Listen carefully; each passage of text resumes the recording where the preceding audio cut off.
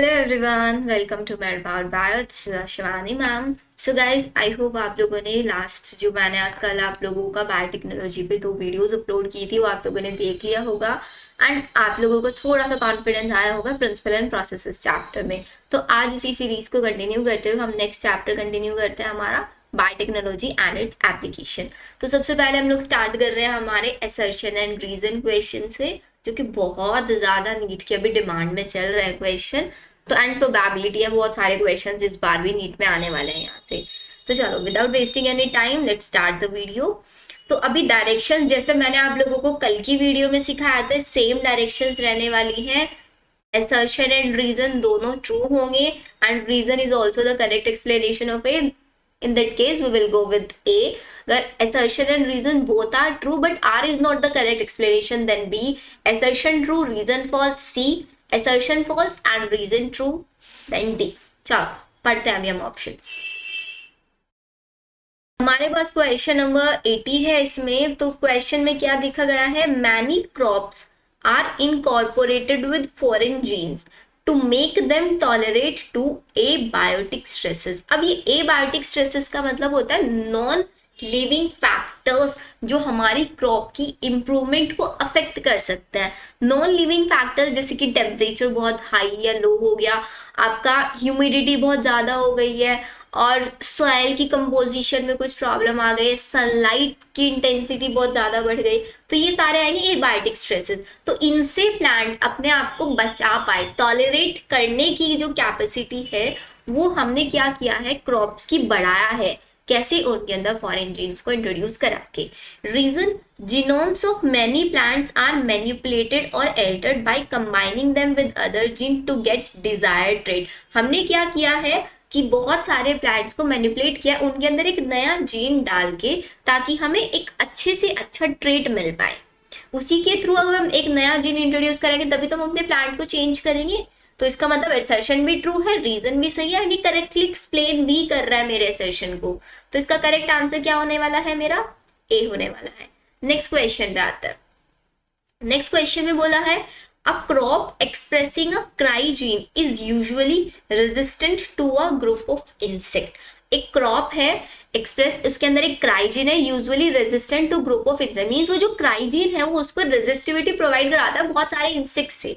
Cry gene क्या है, एक क्राई प्रोटीन बनाता है जो बेसिलस यूरिनजेनेसिस प्रोड्यूस करता है, are toxic to larva of certain insect. बहुत सारे इंसेक्ट्स के लार्वा के लिए वो क्या है, एक रेजिस्टिविटी का काम करता है। तो एक क्राई प्रोटीन बेसिलस यूरिनजेनेसिस प्रोड्यूस करता है जो कि सर्टेन, सही है ये, लेकिन ये आपका करेक्टली एक्सप्लेन नहीं कर रहा है ना कि कैसे मेरा ये क्राई जीन आपका रेजिस्टिविटी प्रोवाइड कर रहा है। इट मीन्स रीजन में यहाँ पे ये आना चाहिए था ना कि क्राई जीन एक प्रोटीन बनाता है। ये प्रोटीन क्या होता है, ये प्रोटीन आपके जब इंसेक्ट्स की गट में जाता है तो वहां पे उसको एल्कलाइन मीडियम मिलता है and it directly convert into a toxin protein. तो वो हमारा असर्शन का करेक्ट रीजन होता। तो यहाँ पे असर्शन भी सही है, रीजन भी सही है, लेकिन एक्सप्लेनेशन प्रॉपर नहीं है। तो इट मीन्स मेरा करेक्ट आंसर यहाँ पे क्या होने वाला है, बी होने वाला है। नेक्स्ट क्वेश्चन देखो, आरएनए मतलब आरएनए इंटरफेरेंस एक सेलुलर डिफेंस मैकेनिज्म होता है हमारे यूकैरियोट्स के अंदर। ये डिफेंस मैकेनिज्म के अंदर क्या होता है कि कोई भी डबल स्ट्रैंडेड आरएनए हमारी बॉडी के अंदर सर्वाइव नहीं कर सकता, एंड यही सेलुलर डिफेंस मैकेनिज्म क्या करता है हमारी बॉडी के अंदर, मतलब सभी यूकैरियोट्स की बॉडी के अंदर डबल स्ट्रैंडेड आरएनए को कभी सर्वाइव नहीं रहने देता। जैसे ही डबल स्ट्रैंडेड आरएनए आपकी बॉडी के अंदर बनने की कोशिश करेगा, आरआईएससी फैक्टर आएगा, हमारे डबल स्ट्रैंडेड आरएनए की जो कोडिंग स्ट्रैंड है उसको डाइजेस्ट कर देगा। इसी को हम बोलते हैं कि एक सेलुलर डिफेंस मैकेनिज्म है हर एक यूकैरियोट की बॉडी में। It is the silencing of specific tRNA. क्या ये किसी स्पेसिफिक टीआरएनए का साइलेंसिंग करता है, किसी स्पेसिफिक टीआरएनए का साइलेंसिंग तो नहीं करता। असर्शन सही है बट रीजन गलत है। तो क्या होने वाला है इसका करेक्ट आंसर, सी होने वाला है एग्जैक्टली। नेक्स्ट क्वेश्चन पे आता है।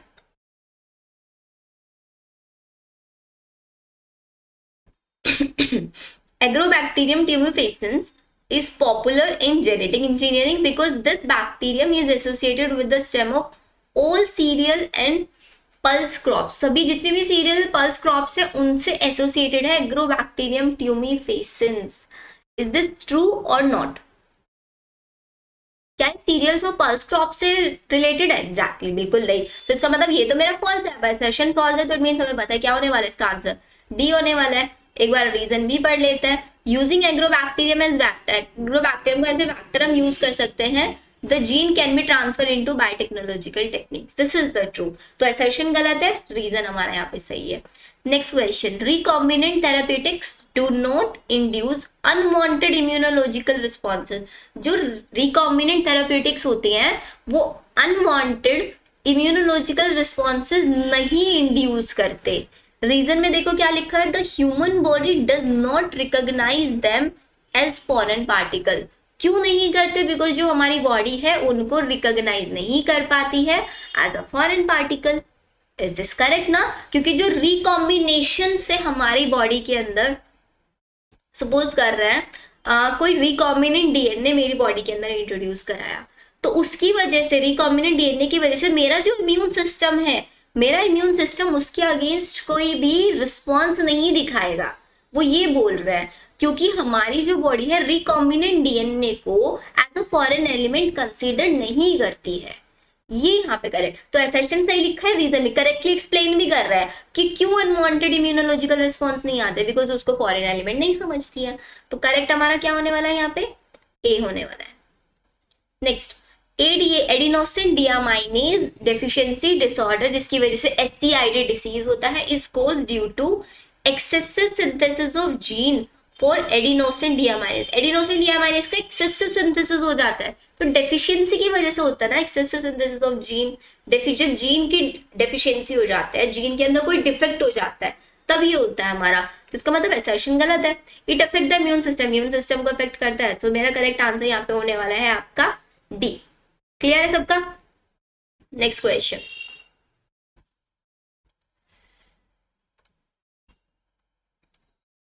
ADA gene provide instruction. ADA gene हमारा क्या इंस्ट्रक्शन प्रोवाइड करता है? For producing the enzyme adenosine deaminase. Exactly, and ये एडिनोसिन डियामाइनेज हमारे बीओटी लिम्फोसाइट के मैच्योरेशन में हेल्प करता है। This enzyme is found throughout the body but is most active in lymphocyte, because B or lymphocyte के maturation में ये help कर रहा होता है। करेक्ट है, लेकिन एक्सप्लेन कर रहा है नहीं कर रहा है, ये बताओ। एक्सप्लेनेशन नहीं है ना प्रॉपर, तो इसका मतलब ये हमारा बी है। Next, transgenic plant production can be achieved via recombinant. Transgenic plant मतलब मैं एक प्लांट को ट्रांसजेनिक बना सकती हूँ, एग्जैक्टली रिकॉम्बिनेंट डीएनए टेक्नोलॉजी के through, right. An organism that contain and express a transgene is called transgenic organism. किसी organism की बॉडी के अंदर बनेगा, कोई नया जीन डाला है, तो उस ऑर्गेनिज्म को मैं ट्रांसजेनिक ऑर्गेनिज्म बोलूंगी। क्लियर है? दोनों के दोनों सही है, लेकिन करेक्टली एक्सप्लेन नहीं कर रहा। ए में प्लांट बोल दिया, बी में एनिमल के बारे में बोल दिया, तो करेक्ट आंसर होने वाला है मेरा यहाँ पे बी। दोनों सही है बट करेक्ट एक्सप्लेनेशन नहीं है। आई गेस यहाँ तक सबको क्लियर होंगे, किसी भी क्वेश्चन में कोई डाउट नहीं होगा। नेक्स्ट चलते हैं अभी हम लोग। ये आता है हमारा last session and reason question. उसके बाद हम लोग स्टेटमेंट बेस्ड क्वेश्चन करेंगे। एलाइसा, एलाइसा की फुल फॉर्म क्या होती है बच्चों? जरा कमेंट सेक्शन में बताना मेरे को सबके सब। एलाइसा पूरा टॉपिक मैंने आप लोगों को पर, is based on the principle of antigen antibody interaction. Exactly, it help in early detection of disease और pathogen by the amplification of nucleic acid. क्या न्यूक्लिक एसिड का एम्प्लीफिकेशन करता है? ये न्यूक्लिक एसिड का एम्प्लीफिकेशन नहीं करता, सिर्फ उसको डिटेक्ट करता है। तो इसका मतलब मेरा असर्शन सही है, रीजन गलत है, तो करेक्ट आंसर होगा मेरा यहाँ पे सी। हो गए क्लियर हमारे असर्शन एंड रीजन? अब हम चलते हैं स्टेटमेंट बेस्ड क्वेश्चंस पे। फर्स्ट क्वेश्चन में देखो क्या बोला, which one of the following is not a critical research area of biotechnology. इसमें से कौन सा एक स्टेटमेंट में बताया हुआ है जो रिसर्च नहीं है बायोटेक्नोलॉजी की? पढ़ता है चलो। Improvement of organism using a microbe और a pure enzyme by providing best catalyst. मतलब हम ऑर्गेनिजम्स को इम्प्रूव कर सकते हैं किसी भी माइक्रोब या फिर किसी एंजाइम की हेल्प से, उसको एक अच्छा कैटलिस्ट प्रोवाइड करा के। ये तो सही है, तो हम कर सकते हैं बायोटेक्नोलॉजी में। The development of optimal condition through engineering for a catalyst to work. एक कैटलिस्ट को एक्ट करने के लिए हम उसको एक अच्छी अच्छी कंडीशंस प्रोवाइड करा सकते हैं इंजीनियरिंग के through. Exactly, downstream processes which include separation of desired product, purification of product and formulation of with preservative, ये भी सही है। Improvement of quality of agrochemicals through genetic engineering, genetic engineering के through agrochemicals की quality को improve नहीं करेंगे, उनको रिप्लेस करेंगे बायोकेमिकल्स के थ्रू। तो हमारा यहाँ पे ऑप्शन होगा correct D. Next question, which of the following statement is are true about green revolution? green revolution means हरित क्रांति, है ना। तो green revolution सॉरी, उनका एम क्या था कि जितना भी आज के टाइम में जितनी पॉपुलेशन हमारी बढ़ती जा रही है, उस पॉपुलेशन की फूड की डिमांड को हम पूरी कर पाए, मीन्स फूड जो उनकी फूड की डिमांड है उसको फुलफिल कर पाए। इसके लिए हमें क्या करना पड़ेगा, जितना हम फूड प्रोडक्शन कर रहे हैं उसके अमाउंट को हमें ट्रिपल करना पड़ेगा। तो जितनी भी फूड की सप्लाई उसको ट्रिपल करना पड़ेगा। एग्रोकेमिकल्स का यूज नहीं करेंगे, use improved crop varieties, crop की वेराइटीज को इम्प्रूव करेंगे, all of the above. Green revolution में एग्रोकेमिकल्स का यूज बोला गया था क्या? अगर हम ऑप्शन पे जाएं तो ए ऑप्शन सही है, सी ऑप्शन सही है, लेकिन उन्होंने ए और सी नहीं दिया हुआ है। तो आई सजेस्ट कि आप लोग यहाँ पे ऑल ऑफ द अबव, एक बार एनसीईआरटी में जरूर चेक कर लेना इसको ग्रीन रिवोल्यूशन में, बिकॉज उन्होंने दिया हुआ है पैराग्राफ में ग्रीन रिवोल्यूशन के बारे में छोटा सा। Next question, what are the correct about agrochemicals? These are expensive for farmers. Exactly, they are harmful effect on environment. Exactly, genetically modified crops are less expensive than agrochemical. Genetically modified crop जो है वो less expensive है, वो तो exactly ज्यादा expensive होंगे ना। तो करेक्ट कौन सा है? ए और बी, मतलब मेरा डी आंसर होने वाला है। क्लियर। नेक्स्ट क्वेश्चन पे आता है,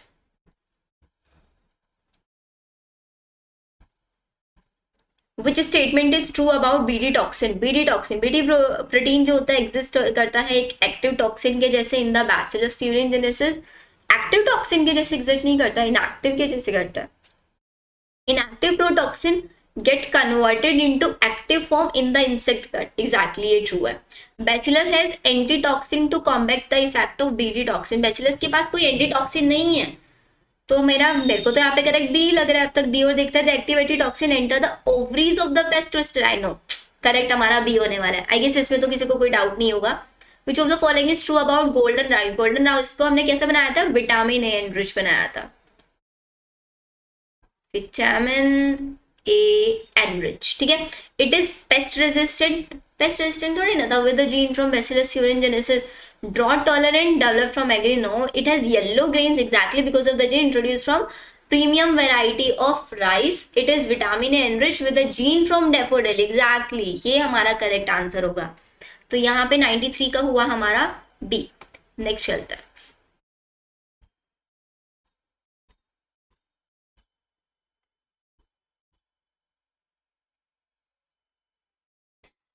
नेक्स्ट देखो क्या होगा। Which of the following statement is an advantage of recombinant therapeutics? इसमें से कौन सा स्टेटमेंट एडवांटेज है रिकॉम्बिनेंट थेरापी? मीन बायोटेक्नोलॉजी के थ्रू, रिकॉम्बिनेशन के थ्रू जो मेडिसिन प्रोवाइड कराते हैं उसको रिकॉम्बिनेंट थेरापेटिक्स बोलते हैं।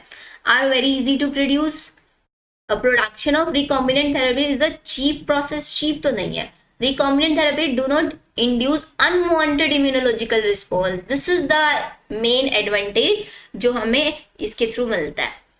Next question, correct the following statement about insulin and select the incorrect. Okay, human insulin is made up of 51 amino acid arranged in 2 polypeptide chains. कौन सी A chain और B chain होती है ना, यहाँ पे disulphide bonds के through linked होता है ये हमारे। लेकिन 51 अमाइनो एसिड्स नहीं होते उसमें, 3 चेन्स को मिला के 51 होता है। 2 amino acids are interconnected by disulphide bridge, ये भी सही है। अच्छा, इनकरेक्ट बताना है ना। In mammals including humans insulin synthesises prohormone, exactly, which contain an extra stretch called C-peptide. C-peptide is present? No, C-peptide तो प्रो उसके प्रो इंसुलिन के अंदर प्रेजेंट होता है। इनकरेक्ट हमारा डी होगा यहाँ पे। 96. Which of the following statement is or correct? Insulin used for diabetes was easier extracted from the pancreas of slaughtered pig, ये भी सही है। Animal insulin is slightly different from the human insulin. Animal insulin causes some undesirable side effects such as allergy. None of the above. क्या animal insulin जो था वो कुछ allergies produce कर रहा था? कुछ एलर्जीज थे एनिमल इंसुलिन के हमारे। तो इनकरेक्ट तो हमारा ए भी सही है, बी भी सही है, सी भी, तो डी होना चाहिए फिर।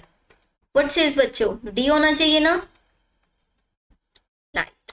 Next question, which of the following statement is incorrect for polymerize chain reaction? PCR can detect pathogen before it produce symptoms. PCR के थ्रू हम pathogen, PCR polymerase chain reaction के थ्रू पीसीआर एम्पलीफिकेशन करता है, exactly detect genetic defect, हाँ amplify कर सकते हो, genetic defect भी बता सकता है। PCR is useful only when pathogen concentration is very high in the body. PCR, anti PCR की बात कर, RT PCR incorrect. Genetic defect, genes में क्या डिफेक्ट है क्या बता सकता है? Useful only when pathogen concentration is very high in the body. No, early detection होता है इससे। तो इसका मतलब हमारा डी होगा यहाँ पे करेक्ट आंसर। इनकरेक्ट बताना, ए हमारा सही है, कैन डिटेक्ट पैथोजन, जब तक उसके सिम्टम्स नहीं आते उससे पहले भी हम उसको पता लगा सकते हैं, एम्पलीफिकेशन करता है और जेनेटिक डिफेक्ट को भी बता सकता है। Which one of the following statement gives the correct explanation for autoradiography? Clones which have unmutated gene will not appear on the photographic film. Clones which have unmutated, जिनके पास unmutated genes है वो हमें photographic film पे नहीं दिखाई देंगे।